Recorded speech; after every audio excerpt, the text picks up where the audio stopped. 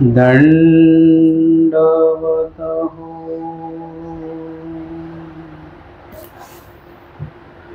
आजच्या या सत्रामध्ये आपण आचार या प्रकरणातील 254 क्रमांकापासून त्याच्या ज्या लीळा आहेत, जे वचन आहे आचाराचं, त्या वचनावर श्रवण करणार आहोत। या संदर्भातलं आचाराचं जे मागचं 253 क्रमांकाचं वचन झालं,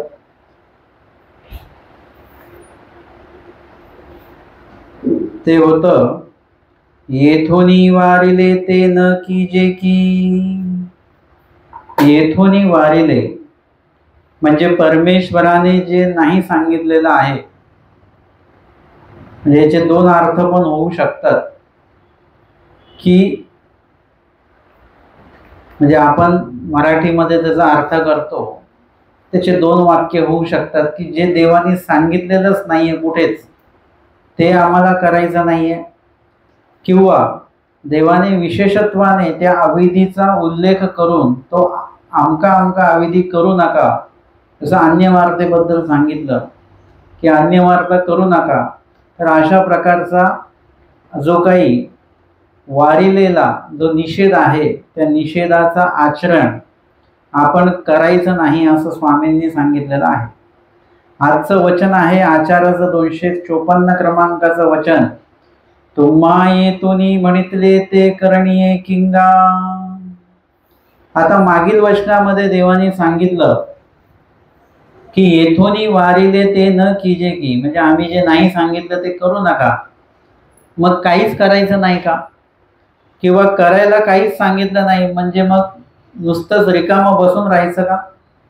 किंवा येथोनी वारिले ते न कीजे की म्हणजे येथोनी जे विहित केलेले आहे ते आपल्याला करायचं आहे। म्हणून पुढील वचनामध्ये सांगतात, तुम्हा येथोनी म्हणितले ते करणीय किंगा, म्हणजे तुम्हाला आम्ही जे काही सांगितलेलं आहे येथोनी, येथोनी म्हणजे स्वतः परमेश्वराने आपल्याला जे काही विहित केलेलं आहे, जे काही सांगितलेलं आहे निरूपणामध्ये।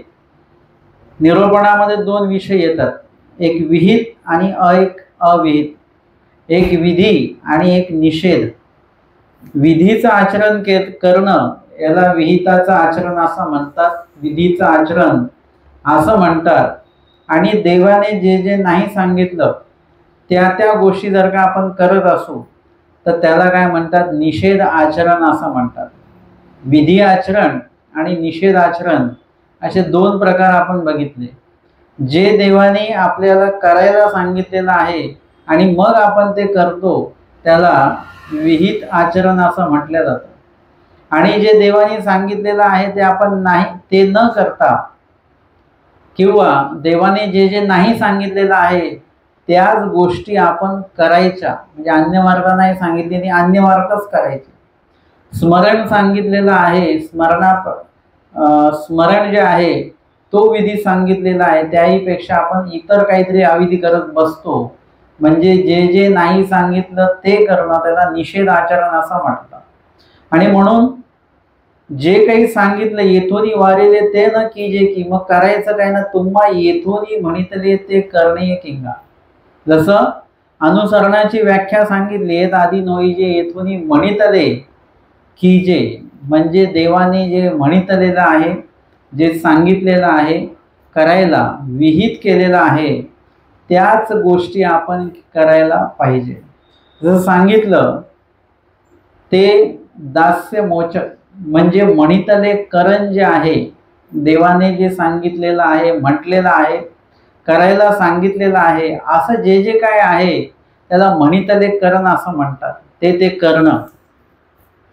तर आपल्याला काय करायचं आहे, त्या त्या म्हणितल्या करणाचा विधी आपल्याला करायचा आहे। या व्यतिरिक्त आपण जे जे काही विधी करतो महानुभाव पंथामध्ये, त्यामध्ये ज्या विधींचं पालन आपण करतो किंवा ज्याही क्रिया आपण करतो त्या क्रियेमध्ये ईश्वराने सांगितलेलं विहित केलेलं आचरण कुठलं आहे, विधी कुठला आहे, जेवढे काही विधी करतो त्या प्रत्येक विधीला आपल्याला वचन शोधता आलं पाहिजे।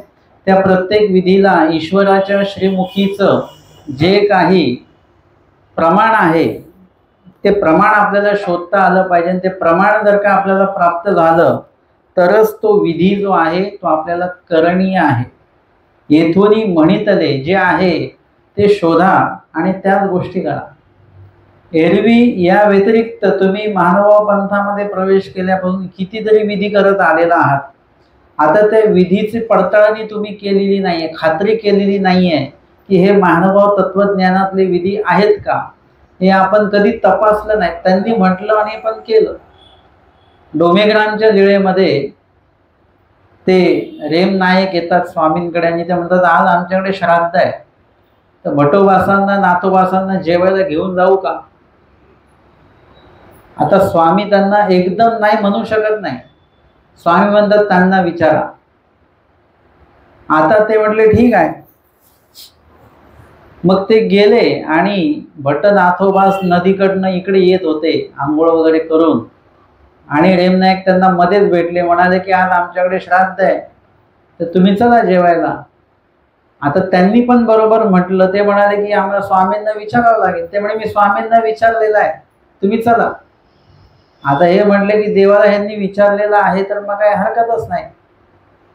मग ते सरळ निघून गेले, स्वामींना न विचारता, स्वामींची आज्ञा न घेता, स्वामींना न भेटता सरळ ते भोजनासाठी गेले। भोजन करून आले आणि स्वामींनी मग शिक्षा पण त्यांना केलं, दरवाजे लावून घेतले। बाईसांना सांगितलं दरवाजे लावून घ्या। आता खूप वेळ झाला, चूक काय आहे ते कळेना आणि त्याचा उपाय काही चूकच माहिती नाही, तर उपाय कुठून लक्षात येणार। शेवटी बाईसांनी स्वामींना विनंती केली की देवा त्यांना आतमध्ये बोलवा, काय चूक आहे ते सांगा, शिक्षा पण करा। आता इतक्या वेळ बाहेर किती वेळ त्यांना उभं करायचं। आणि मग स्वामींना ते पटलं बाईसांचं। बाईसांच्या सांगण्यावरून स्वामींनी त्यांना आतमध्ये बोलवलं आणि मग त्यांना सांगितलं की अशी अशी तुमची चूक झाली। ते म्हणाले देवा त्यांनी तर आम्हाला सांगितलं, आम्ही स्वामींना विचारलेलं आहे म्हणून। स्वामी म्हणाले आम्ही स्वतः तुम्हाला बोललो का जा म्हणून। जरी ते म्हणाले की आम्ही स्वामींना विचारलेलं आहे तरी तुम्ही म्हटलं पाहिजे की आम्हाला देवाला दंडवत करून यावं लागेल, देवाला आम्हाला स्वतःला परवानगी मागावी लागेल आणि मगच आम्ही बाहेर पडू शकतो। जसं मार्गात असल्यानंतर किती काही मार्गाची जरी सेवा असेल आणि त्या सेवेसाठी गावात जायचं असेल किंवा गावाच्या बाहेर जायचं असेल दुसऱ्या गावाला, सेवा मार्गाचीच आहे, तरी तिथल्या बाबांना अधिकाऱ्यांना विचारावंच लागतं, गुरुनिमित्तांना विचारावं लागतं, आज्ञा घ्यावी लागते। त्याला म्हणतात मी आज्ञा घ्यायला आलेलो आहे। म्हणजे तुम्ही आज्ञा दिली तरच मी ती घेणार, नाहीतर मग तुम्ही म्हटले नका जाऊ तर नाही जाणार। म्हणजे अशा पद्धतीने आज्ञा घेणं हे क्रमप्राप्त आहे, विधीमध्ये आहे ते। ती आज्ञा भट्ट नाथोबासांनी घेतली नव्हती, स्वामी त्यांच्यावर उदास झाले। जर का देवाने विहित केलेलं नसेल, सांगितलेलं नसेल आणि ते परस्परे जर का आपण केलं की आम्ही निरूपणात ऐकलंय, निरूपणामध्ये लाख विषय मांडले जातात, परंतु ते देवाने सांगितलेले आहेत का हे पण पडताळणं हे आपलं कर्तव्य आहे, आपलं ते जबाबदारी आहे। आपल्या घरी जर का कोणी आले आणि त्यांनी जर का आपल्या घरातल्याच व्यक्तीचं नाव सांगून म्हटलं की त्यांनी 1 लाख रुपये मागितलेत घरात ठेवलेले, आपण लगेच देऊ का त्याला? आपण घरच्या व्यक्तीला फोन करणार की तुम्ही यांना पाठवलंय का पैसे घ्यायला, ही खात्री आपण करून घेतो। तशाच पद्धतीने ईश्वराचा कुठलाही विधी तुम्हाला कोणी सांगो, मोठ्या अधिकाऱ्यांनी जरी सांगितला तरी त्याचं वचन प्रमाण त्यांच्याकडनं मागून घ्या। अधिकाऱ्यांना जर का म्हणाले स्मरण करत जा, तर तुम्ही त्यांना सांगा किंवा विनंती करा की बाबा आम्हाला या संदर्भात थोडी लीळा एखादी थोडक्यात सांगा किंवा एखादे 2 वचन स्मरणाच्या संदर्भातले सांगा, जेणेकरून ते तुम्हाला स्मरणासंदर्भात लीळा सांगतील, वचन सांगतील। तुमच्याकडे काय होईल, एक प्रमाण तुमच्याकडे प्राप्त होईल आणि त्या लीळेला आठवता आठवता काय होणार की तुमच्याकडनं तो विधी करत असताना ती लीळा सुद्धा तुम्हाला आठवता येईल। हा त्याच्यामध्ये एक लाभ होईल। आणि म्हणून स्वामी सांगतात येथोनी म्हणितले ते करणे किंगा वारिले ते न कीजे की, मग वारिले ते न करता मग काय करायचं पुढे न म्हणितले करण जे आहे ते करण आपल्याला करायचं आहे। या संदर्भातली जी लीळा आहे ती लीळा डोमेग्राम इथलीच आहे। उत्तरार्ध 126 क्रमांकाची लीळा सरभंजनी देमती प्रति हिंसा पाप निरूपण। सरभंजन, सर म्हणजे बाण, तो जो बाण आहे तो देमाईसांना भेटलेला आहे, देमतींना भेटलेला आहे आणि त्या संदर्भामध्ये स्वामींनी त्यांना निरूपण केलेलं आहे। का निरूपण केलं ते लीळेमध्ये कळेल। एकुदी गोसाव्यांशी रात्रीचा पूजावसरू झाला, रात्रीचा पूजावसर संपन्न झाला। स्वामींची आरोहणा झाली, 22 फोडी ओळगविल्या। स्वामींना सुपारीच्या ज्या फोडी आहेत त्या स्वामींना ओळगवल्या। विडिया करूनी देते असते, एका पानाचे 2 भाग करून त्याला काच चुना लावून देणं त्याला विडिया असं म्हणतात। तेवढ्यामध्ये रेईनायकाचे भाऊ कान्हर नायक तयाच्या घरी घोड्या कारणे पायकी वळगा केला। तेवढ्यामध्ये काय झालं की रेम नायक आहेत त्यांचे भाऊ कान्हर नायक, त्यांच्या घरी चांगल्या उत्तम प्रकारचे घोडे होते आणि त्या घोड्यांवर तो दरोडा आहे, म्हणजे दरोडा टाकल्या गेलेला आहे आणि त्या दरोड्यामध्ये ते घोडे त्यांच्याकडनं आता नेल्या जाणार आहे। सोनं नाणं नेतात तशा प्रकारे उत्तम प्रकारचे घोडे असतात आणि त्या घोड्यांसाठी तो दरोडा पडलेला आहे। तव गजंबू हो लागला आणि तेवढ्यामध्ये त्या ठिकाणी आरडाओरड झाली। स्वामी आतमध्ये राजमठामध्ये बसलेले आहेत, विराजित आहेत, भटोबा स्वामींच्या सोबतच आहेत। तेवढ्या स्वामी त्यांना म्हणतात, पहा वानऱ्या, बघा बरं थोडं, हा गजंबू काहीसा कसला आवाज आहे, कसला या ठिकाणी गोंधळ आहे। भटोबास उंच मठावरी वळघले आणि स्वामींच्या सांगण्यावरून आचार्य भटोबास उंच मठावर गेलेले आहेत। राजमठावर नाही सांगितलं, प्रसन्न मठावर नाही सांगितलं, उंच मठावरच का सांगितलं, कारण की उंच मठ जो आहे तो पूर्णपणे पाषाणाचा आहे आणि त्या उंच मठाला आतमधनं जिना होता, दादरा होता, त्या पायऱ्या होत्या, त्या पायऱ्यांवरून त्या जिन्यावरून वरती छतावर जाता येत होतं आणि म्हणून उंच मठावरच्या त्या पायऱ्याने उंच मठावर ते गेले आणि त्यांनी बघितलं की त्या ठिकाणी पायकी घोड्या कारणे, पायकी म्हणजे सैनिकांनी म्हणा किंवा चोरांनी म्हणा, त्या ठिकाणी घोड्यांसाठी वळघा केला, म्हणजे असं पूर्ण घेरलं त्यांच्या घराला।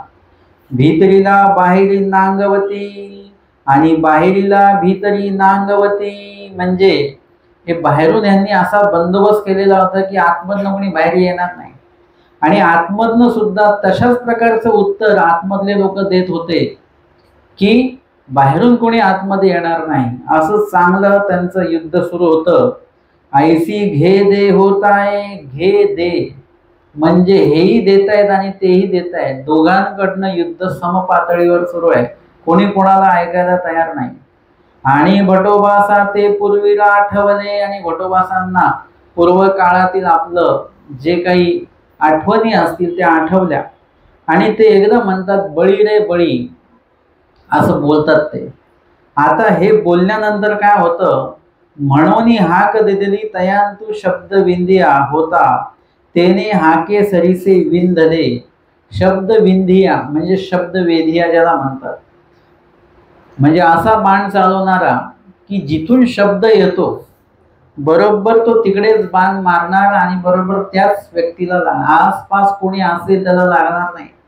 ज्या आवाजाला तो वेधलेला आहे त्या आवाजाच्या दिशेने तो बाण सोडेल आणि बरोबर बाण त्याच व्यक्तीला किंवा त्या आवाजाचं जे माध्यम आहे त्या माध्यमाला जाऊन ते लागेल।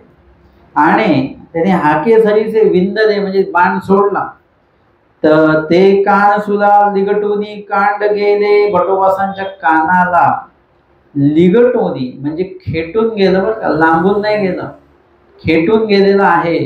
थोडस 1 इंच म्हणा 2 इंच म्हणा बाण थोडा इकडे असता तर तो कपाळातही घुसला असता, सांगता येत नाही, परंतु इथे भटोबासांच्या कानाला लिगटून ते कांड म्हणजे बाण जे आहे बाण गेला। इतुकेनी पायकी म्हणितले हारे एक भीतरी पायिका हाती, आणि मग त्यांच्यातल्या त्यांच्यात बोलणं झालं की यांचा एक माणूस इकडून पण आहे बरं का, आणि एक मडा भीतरी पायिक आहाती, या मठाच्या बाहेर पण पायिक आहेत, भीतरी पण पायिक आहेत. ओटू करा म्हणजे आता इथून निघा, नाही तर काय होईल, यांचा बाहेरून सुद्धा बंदोबस्त असणार आहे आणि मग आपण अडचणीत सापडू. मग पायिकी ओहटू केला, सगळे निघून गेले.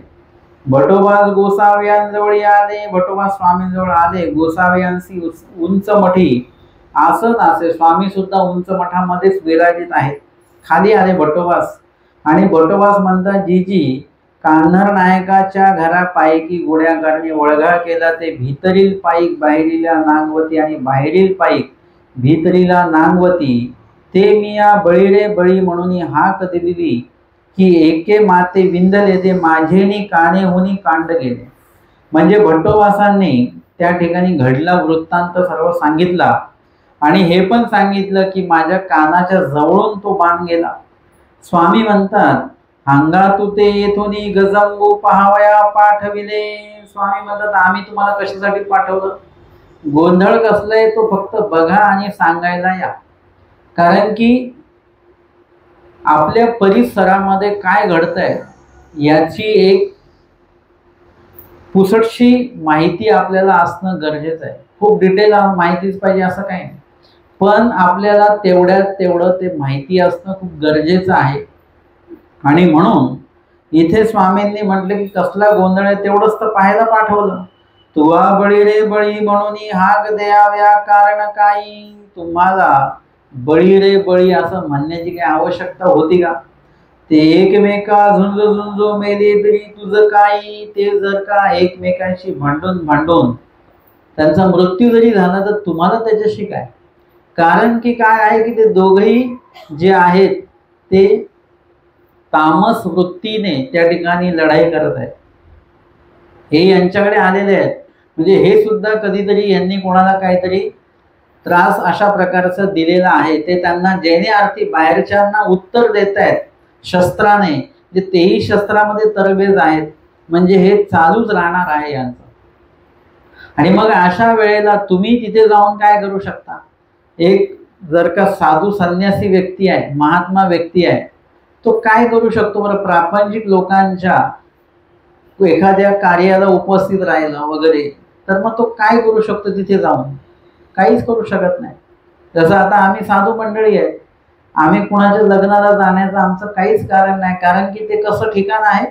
रजोरूप ठिकाण आहे. प्रापंचिक लोक त्या ठिकाणी जमलेले आहेत आणि तिथे जे काही कार्य घडत आहे त्या ठिकाणी आम्ही जाऊ नये. कारण की आम्हाला देवाने सांगितलं, पाखरीला घोडा न पाहावा. लग्नासाठी सजवलेला घोडा असेल कुणाचा तरी, तो आम्ही बघू नये. बघितलं तर काय होईल? पूर्व आठवण येईल. जर का लग्न होऊन संन्यास घेतलेला असेल तर काय आठवेल? माझ्याही लग्नात असाच घोडा सजवलेला होता. किंवा ती व्यक्ती बालभिक्षुक असेल तर काय होईल? ती आठवेल की जर का मी लग्न केलं असतं तर असाच घोडा माझ्यासाठी पण असतं. काहीतरी कुठेतरी मनामध्ये दोष किलमिश येऊ शकतं. म्हणून पाखरीला घोडा न पाहावा स्पष्ट सांगितलेलं आहे. तोरण मंडळाच्या घरात न वाचावे, भिक्षेसाठी पण जायचं नाही आणि इतर गोष्टींसाठी पण जाता कामा नाही. जसं आम्हाला कधी कोणी काही बोलवलं तर आम्ही बघतो की कार्य काय आहे नेमकं. त्या दिवशी कोणी म्हटलं आता आमच्या मुलाचा वाढदिवस आहे, तुम्ही या. कोण कोण येणार आहेत? ते म्हणाले सगळे त्याचे मित्रमंडळी येणार आहेत सगळे आणि आमचे नातलग येणार आहेत वगैरे. म्हटले सगळे अन्य लोक येणार आहेत तर तुम्ही काय करा, त्याचा आनंद घ्या. आम्ही आलो तर परत काय होतं, आमच्याकडे वेगळं लक्ष द्यावं लागतं. आम्हालाही संकोच वाटतो सगळ्या लोकांमध्ये आणि तुम्हाला सुद्धा अडचण होते किंवा इतरांना आमची अडचण होऊ शकते. त्यांना मन मोकळं तिकडे बोलता वगैरे नाही येत. मग अशा वेळेला आपण तिथे थोडं टाळावं. आता एका ठिकाणी वाढदिवसालाच बोलवलं पण ते म्हणाले आपलं दुसरा विधी काहीच करायचं नाही, आम्हाला केकही कापायचं नाही, फक्त निरोपण ठेवायचं आहे. काही हरकत नाही, सगळं उद्देशीच लोकांना बोलवलेलं आहे. मग तर चांगलंच आहे. वाढदिवसापेक्षा वाढती क्रिया आहे त्या ठिकाणी, मग अशा ठिकाणी जायला हरकत नाही.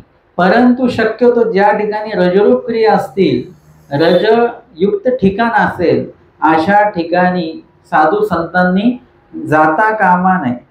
आणि जर का त्या ठिकाणी गेलं तर काय होतं, तसे उल्लेख होतात. जसं भट्टोबासांनी ते बघितलं आणि बघितल्यानंतर त्यांना पूर्वीला आठवले, म्हणजे त्यांना पूर्वीचं आठवलं की नाही, आणि म्हणून त्या वेळेला त्या ठिकाणी आपण ते तारतम्य बाळगलं पाहिजे. किंवा आपण सुद्धा संत महात्म्यांना अशा क्रियांच्या ठिकाणी त्यांना बोलवायचं नाही, जेणेकरून त्यांचीही अवहेलना होईल. म्हणजे त्यांच्याही मनामध्ये जो काही दोष उत्पन्न झाला त्याला निमित्त आपण असो, त्यांच्या विधिविधानामध्ये काहीतरी अडथळा निर्माण होईल त्या गोष्टींमुळे, तर त्याला सुद्धा निमित्त आपण असो. आणि म्हणून स्वामी सांगतात की ते जरी झुंज मेले, म्हणजे ते दोघंही कसे आहेत, तामस वृत्तीने त्या ठिकाणी उपस्थित आहेत. आणि म्हणून हे काही थांबणार नाही. तुमच्यासारखे संत महात्मे जातील तर तिथे कोणालाच काही बोलू शकत नाही. आणि बोलले तर काय होतं हे तुम्ही बघितलेलं आहे. त्यांत शब्दवेदिया होता तेने विंधले, तयामध्ये तो शब्दवेदिया बाण चालवणारा होता, त्याने तुम्हाला तो बाण मारला. परी येथूनही पाठविल्यासी म्हणूनही चुकले.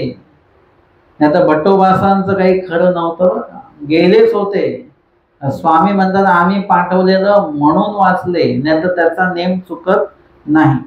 आणि कासी तरी लागते, दुसरं कोणी असतं त्याला बाण लागला असता.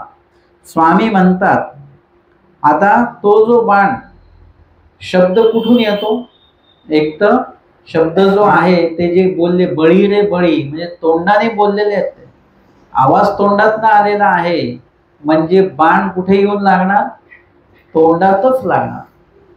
जर का त्या वेळेला त्यांनी फक्त ते खांकरले असते गळ्यानी, तर बाण इथे बरोबर गळ्याला येऊन लागला असता. शब्दवेद्या, जिथून शब्द त्या ठिकाणी बाण. जसं शब्दवेदी या रसाचा दृष्टांत सांगितलेला आहे.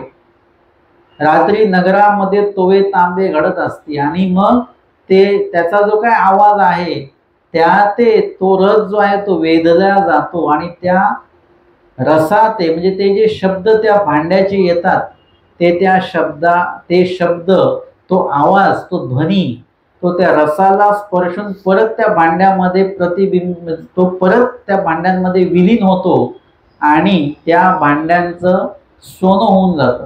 असं शब्दवेदी या रसाचा दृष्टांत आहे. स्वामी म्हणतात तुम्हा येतून म्हणितले ते करणीये किंगा, तुम्ही तुमच्या मनाचं वागायचं नाही.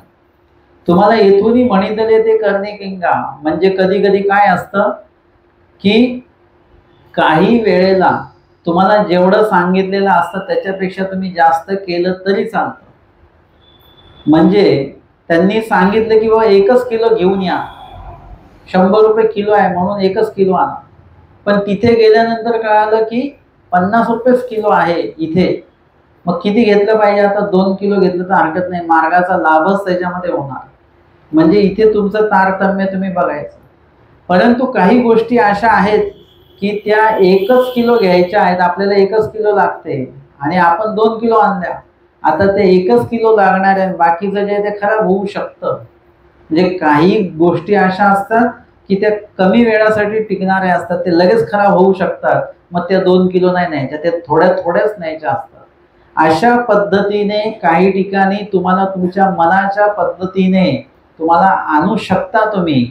परंतु तात्विक ज्या गोष्टी असतात, एखादी आज्ञा असेल, मग त्या वेळेला मात्र तुमचा विषय चालणार नाही, तुमचं मत चालणार नाही, तिथे परमेश्वराचंच मत चालेल. तुम्ही जर का म्हटले की आम्ही पहिल्या नामाचं स्मरण केलं तर चालेल का, तत्वज्ञान काय सांगतं, 5ही अवतारांच्या नामाचं करा, परंतु 5वे ते निरंतर, म्हणजे तिथे तत्व तुम्हाला 5व्याच नामाची आज्ञा देते आहे. आता तुम्ही तुमचं मत तिथे लावून चालणार नाही. कोणी म्हणतं नाही मला पहिलं नाम खूप आवडतं, का आवडतं, आता त्याचं संशोधन केलं, ते म्हणाले की जे पहिले अवतार होते ते राजा अवतार होते, चक्रवर्ती अवतार होते, कृष्ण महाराज. ते म्हटले की बाबा त्यांनी स्वतःही राज्य केलं, भक्तांकरवही करवलं. मग सोनं नाणं पाहिजे असेल तर कृष्ण महाराजांच्या नावाचं जप, असं पंथात आहे बरं का. पण पैसा पाहिजे असेल तर कृष्ण नामाचा जप करायचा, आणि चक्रधर स्वामीच्या नावाचा जप केलं तर आहे ते पण जातं. आपण वैराग घेऊन जातो. म्हणजे संन्यासाचीच वाट सुरू होऊन जाते. म्हणून काही लोक 5व्या नामाचं करत नाही, करू नये असं म्हणतात. विविध लोकांच्या मनामध्ये समज गैरसमज आहे, परंतु आम्हाला 5व्या नामाचं स्मरणच का करायचं, कारण की श्री चक्रधर स्वामींनी सांगितलेलं आहे म्हणून. एरवी 5ही अवतारांच्या नामाचं स्मरण केलं तरी चालतं, त्याच्यात काही दोष नाही आहे. पण चक्रधर स्वामींची आज्ञा आहे 5वंच नाम घ्या, तर 5वंच नाम घ्या. आता त्यांना प्रश्न विचारू नका 5वंच का घ्यायचं, दुसरंच का नाही घ्यायचं, पहिलंच का नाही घ्यायचं. त्यांनी म्हटलं ते म्हटलं.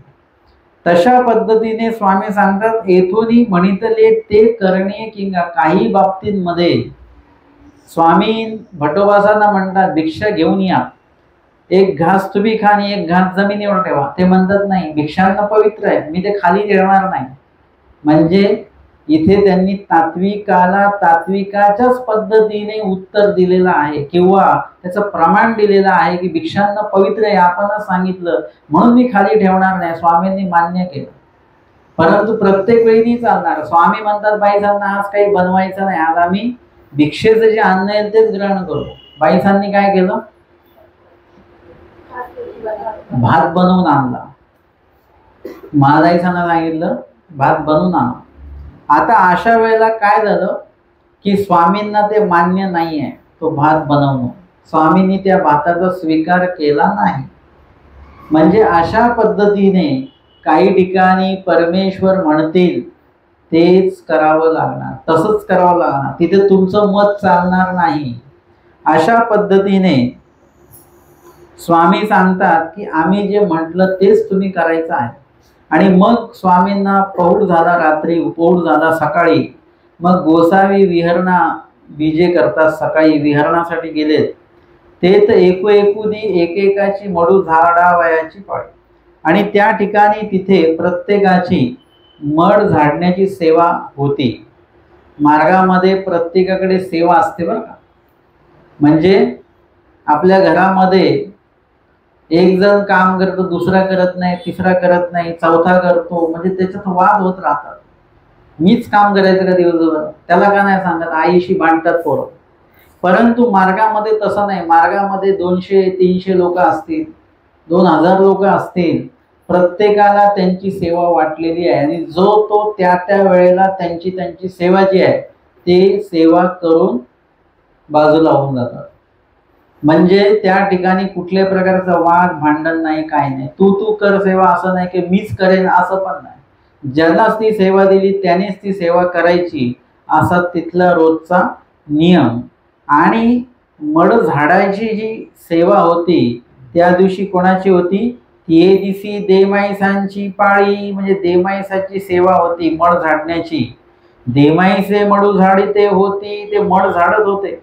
तो पवळीसी आवाटा कांड रुतले देखिले. म्हणजे त्या पवळीच्या भिंतीला एक कांड रुतलेलं त्यांनी बघितलं. कांड म्हणजे बाण, भिंतीला तो असा रवल्या गेलेला होता आणि ते त्यांनी बघितलं. आता तो बाण बघितल्यानंतर तो बाण आपल्या काही कामाचा आहे का, मार्गाच्या काही कामाचा येतो का बाण, मंदिराच्या काही कामी येईल बाण असेल तर.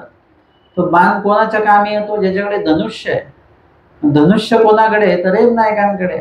हा बाण काय करायचा, काढायचा आणि त्यांना नेऊन द्यायचा. याच्या स्वामींना विचारायची काही गरजच नाही, कारण आपल्याला तो नकोच पाहिजे. मग त्या घेऊनी दारवटा रेमनायकाच्या ओळखीया होता तयासी. रेमनायकाचा कोणी सेवक होता, त्यांना नेऊन तो त्यांनी बाण दिला. आणि मग मड त्यांनी झाडला, तिथे सडा संमार्जन केले म्हणजे सारवलं. चौक रंगमाळिका भरली म्हणजे रांगोळ्या काढल्या. मग गोसावी विहरणी होणी विजय केले. तेवढ्या स्वामी विहरणावरून उपस्थित होतात मठामध्ये. मग गोसाव्यांशी आसन झाले, स्वामींना आसन झालं. देमाईसा म्हणता जीजी मी मडू झाडीत होतीये, ते पवळीसी कांड रुतले होते ते काहीसे जी. त्यांनी विचारलं, मी मड झाडत असताना एक बाण मला तिथे लागलेलं दिसला. तर त्यांना रात्री काय घडलं हे त्यांना कोणालाच नाही माहिती. आणि म्हणून त्यांना आश्चर्य वाटलं. स्वामींना त्यांनी विचारलं, तो बाण इकडे कसा काय आला. स्वामी म्हणतात, ते तुम्ही नेणा देमती नाजी नेणे, तर काही माहिती नाही मला.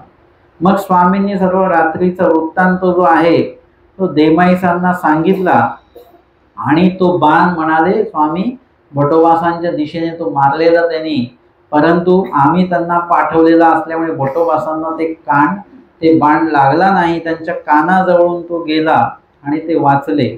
अशा पद्धतीने स्वामींनी त्यांना रात्रीचा वृत्तांत होता तो सांगितला. आणि मग स्वामींनी पुढे प्रश्न केला, मग ते कांड काही केले देमती, ते बाणाचं तुम्ही काय केलं पुढे? जी जी ते मिया दारवटा रई नायकाचा ओळखिया होता तयासी दिधले, तिथे तो रेम नायकाचा सेवक होता, त्याला मी ते बाण दिला. स्वामी म्हणतात जा मागा घेऊन या तो बाण, जो बाण दिला तोच मागून आणा परत. भोकाजी मग गेली कांड मागोनी आणले, तो बाण त्यांनी मागून आणला परत. गोसावी सरू मोडविला नाराजू ठेचोनी पांढरीये पुरविला. मग स्वामींनी काय केला, त्याचं जे टोक होतं, टोकदार धारदारपणा होता, त्याला बोथट करायला लावलं आणि तो बाण जो आहे तो ठेचायला लावला. त्याचं टोक जे आहे, त्याची धार जी आहे ती नष्ट करायला लावली देवा. म्हणजे बाणाचा जो काही भाग आहे, धनुष्य जरी नसेल तरी नुसतं बाण उपयोगी येतो ना, हाताने पण एखाद्याला आपण इजा पोचवू शकतो. मग इजा कशाने पोचेल? त्याच्या धारदारपणामुळे, त्याच्या टोकदारपणामुळे ती इजा होऊ शकते. तो भाग देवाने आधी नष्ट केला. परमेश्वराच्या संपर्कात एखादा जीव जरी गेला तर त्या जीवाचं जे काही इतरांना इजा पोहोचवणारा जो दोष असतो त्याच्याकडे, तो पहिले परमेश्वर ठेचून काढतात. माईमबट्ट होते, त्यांचा अहंकार नावाचा जो भाग होता, अनेकांना त्यांनी इजा पोहोचवली. स्वामींनी आधी तो ठेचून काढला, निरअहंकार करून टाकला. भटोबासांमध्ये राग होता, तो काढून टाकला. त्या रागामुळेच अनेक लोकांना इजा पोहोचलेली, तो राग स्वामींनी ठेचून काढला. आणि पहिल्या भेटीच्या आधी त्यांना जे स्वामींचं नाव त्यांनी घेतलं, ऐकलं, त्याच्यामुळेच त्यांना वेद निर्माण झाला.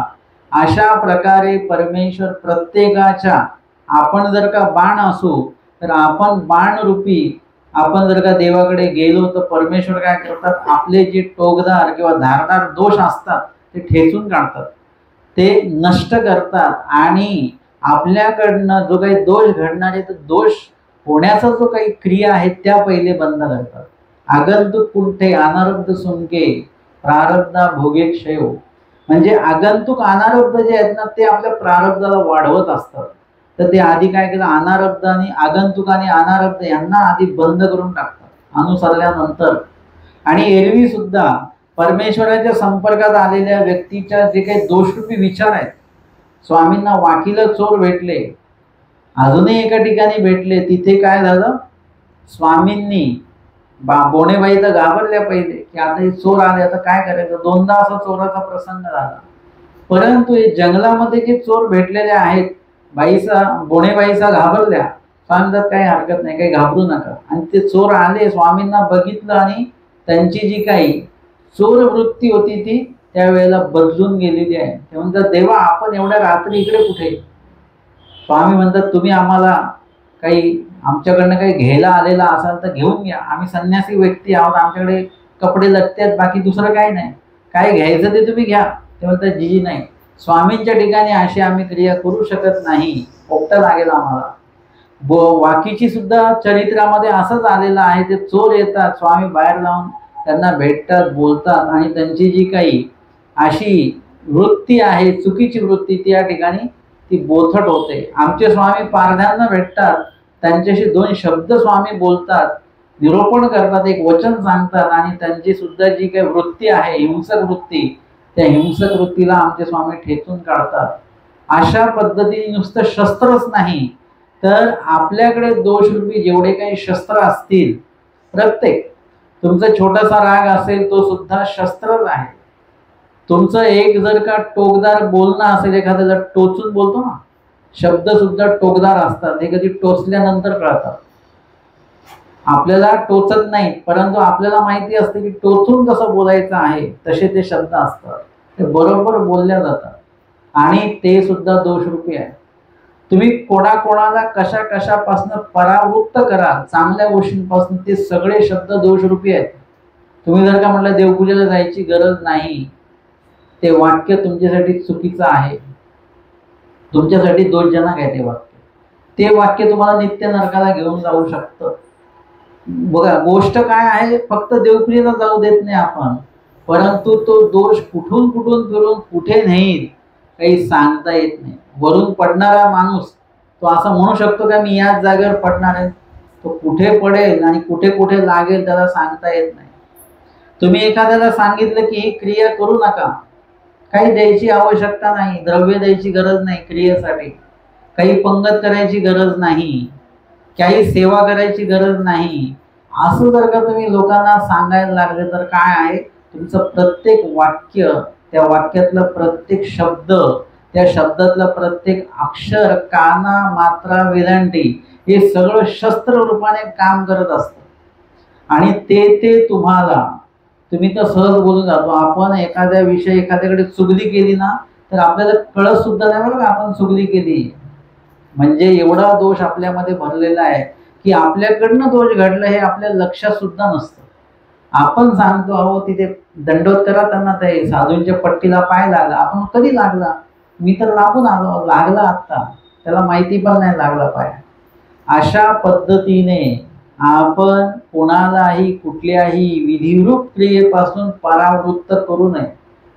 एखादी व्यक्ती देत असेल तर त्यांना देऊ द्या, आणि आपण सुद्धा देत असताना जर का आपल्याला कोणी टोकलं, काही आवश्यकता नाही तर आपण पण थांबून जातो. तर तसं नाही. ते जर का म्हणाले देवपूजेला जायची गरज नाही, आज पाऊस भरपूर आहे, आपण पण हो बरोबर आहे, का आज जायची गरज नाही, तसं नाही करत. त्यांनी जरी बोललं तरी आपण मात्र थांबायचं नाही, आपण पुढे विधिवत चालायचं.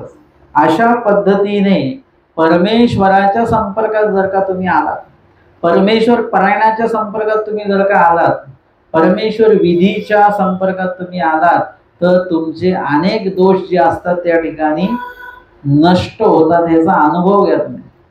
कधी कधी असं वाटतं की यांना भेटून काय उपयोग होणार आहे आपल्याला, त्याच्यापेक्षा सरळ निघून जाऊ. परंतु कधी कधी असा योग येतो की त्यांची भेट होतेच, आणि भेट झाल्यानंतर काहीतरी अपूर्व विषय निघतो, विधी घडतो, अजून काही लोकांच्या भेटीगाठी होतात, प्रसाद वंदन होतं, देवपूजा होते, चांगली अधिकारणा भेट होते, आणि मग वाटतं की आपण तर हे टाळून चाललो होतो पुढे, बरं झालं आलो आपण. म्हणजे एका ठिकाणी मला बोलवलं, आता तिकडे जाण्यासाठी माझ्याकडे वेळ नव्हता मला, की काहीतरी गोष्टी होत्या अशा. म्हटलं आता काय करायचं, जायचं की नाही जायचं, ठरवता मग म्हटलं चला जाऊया. गाडी पण आहे जायला. आणि गेल्यानंतर तिथे देवपूजा होती, प्रसाद त्यांनी सोडलेले होते, अधिकरण भेटी झाली, चर्चा झाली, त्यांचं भजन पूजन झालं. मग बरं वाटलं की आल्याच्या गोमटं लागलं. म्हणजे कुठल्याही विधिरूप क्रियेच्या ठिकाणी जायचं टाळायचं नाही, तिथे जाण्याचं निश्चिती आपली असली पाहिजे आणि तिथे गेलंच पाहिजे. गेल्याने काय होतं, त्या ठिकाणी विधिरूप क्रिया ज्या असतात त्या आपल्याला उत्तरोत्तर वाढत्या क्रिया आपल्याला त्या ठिकाणी प्राप्त होतात. आणि म्हणून अशा प्रकारचे दोष परमेश्वर नासवून घेतात, आणि म्हणून देवाच्या विधीच्या संपर्कात आपण गेलंच पाहिजे. आणि स्वामींनी तो जो काही बाण होता तो ठेचून वगैरे तो पुरविला, पांढरीये पुरविला, म्हणजे मुरमामध्ये त्याला पुरून टाकलं एकदम आतमध्ये. मग म्हणितले देमती हे का करविले हे तुम्ही जाणा. आता स्वामींनी सांगितलं त्यांनी पण ते केलं. आता त्या बाई कोण होत्या, देमती होत्या, त्या महादाईचा असते. आता त्यांनी प्रश्न केला असता पहिले की देवा असं का करायचं, तुम्ही मला बाण मागून का आणायला लावला, याला ठेचायला का लावला, याला तोडायला का लावला, याला पुरायला का लावला. महादाईचा असता तर त्यांनी तो प्रश्न केला असता. मग इथे त्यांनी विचारलंच नाही का हे असं का करावं. मग देवाला स्वतः प्रश्न निर्माण करावा लागला, हे का केलं आम्ही तुमच्याकडनं, असं का करायला लावलं, हे तुम्ही जाणता का. ते म्हणतात नाजी नेणे, काही माहिती नाही. येणे करुनी तो जया प्राण्यासी ओकटे करिता तयाचे तुम्हासी निमित्त लागते. आता स्वामी सांगतात की हा जो बाण आहे हा कुणीतरी मारलेला आहे आणि तो इथे आहे. आता ह्या बाणाचा संबंध त्या व्यक्तीशी आहे. आता काय झालं की तो बाण तुम्ही काढला तुमच्या हाताने, आता तो तुमच्या कर्माशी संबंधित झाला आणि तो नेऊन दिला तुम्ही त्या भीमनायकांच्या घरी. आता त्या बाणाचा उपयोग जर का एखाद्याने केला असता तो धनुष्याला लावून एखाद्याला बाण तो मारला असता, प्राण्याला, माणसाला, तो त्याला लागला असता, त्याला इजा झाली असती, दुःख झालं असतं किंवा तो मृत पावला असता, तर काय झालं असतं? त्याला निमित्त कोण ठरलं असतं? तो बाण कोणी आणून दिला? म्हणून देवतेने आणून दिला. तो जर का नेऊनच नसता दिला तर तो बाण नसता राहिला. बाकी त्याला कोणाला मारायचा तो त्याचा प्रश्न आहे, परंतु आपण नेऊन दिलेल्या बाणाने तो जर का कोणाला मारत असेल तर त्याचं निमित्त आपण होतो. तुम्हाला माहिती नाही किती छोट्या छोट्या गोष्टीला निमित्त आपण ठरत असतो. तुम्हाला जर कोणी पत्ता विचारला, रविवारचा दिवस आहे आणि चांगले घरातले सगळे लोक आहेत आणि त्यांनी पत्ता विचारला की आमका आमकं घर कोणाचं कुठे माहितीये का तुम्हाला? आता रविवार आहे म्हणजे जेवणाचा बेत असेल, मांसाहार पण असू शकतो, काही असू शकतं. तर मग त्यावेळेला त्यांना घरचा पत्ता कसा सांगायचा, सांगायचा की नाही सांगायचा, हे तुमच्या ज्ञान साधनेतनं तुम्हाला कळालं पाहिजे.